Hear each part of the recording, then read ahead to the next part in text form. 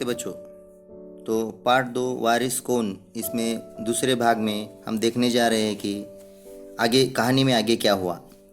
5 साल बाद जब राजा ने फिर चारों बहनों को बुलाया और कहा, आज से 5 साल पहले मैंने तुम्हें चारों को गेहूं के 100 दाने दिए थे और कहा था कि 5 साल बाद मुझे वापस करना।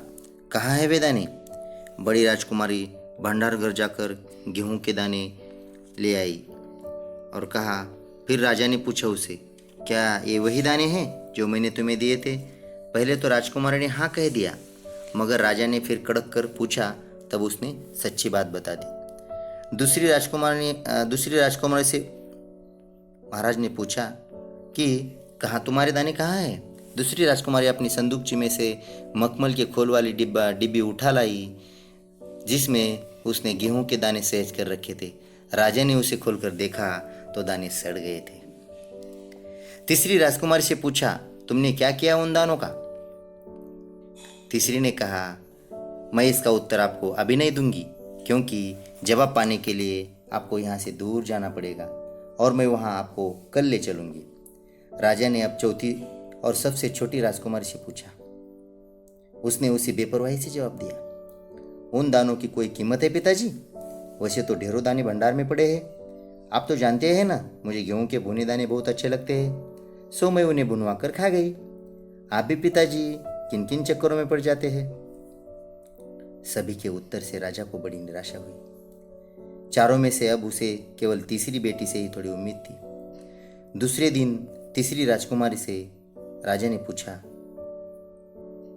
राजा के पास आई और उसने कहा, चलिए पिताजी, आपको मैं दिखाऊं कि वो गेहूं के दाने कहाँ हैं।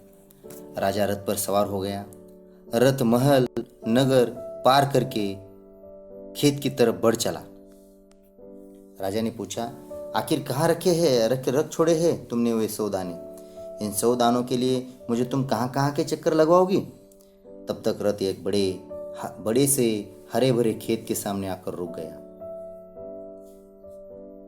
राजा ने देखा, सामने बहुत बड़े खेत में फसल गेहूं की फसल थी। उसकी बालियां हवा में झूम रही थी, जैसे राजा को कोई खुशी भरा गीत सुना रही हो। राजा ने हैरानी से राजकुमारी की ओर देखा।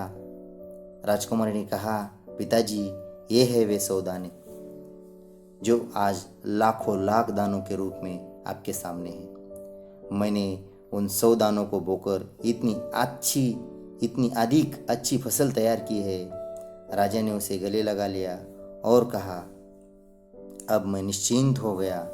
तुम ही मेरे राज्य की सच्ची उत्तराधिकारी हो। उत्तराधिकारी मतलब वारिस हो।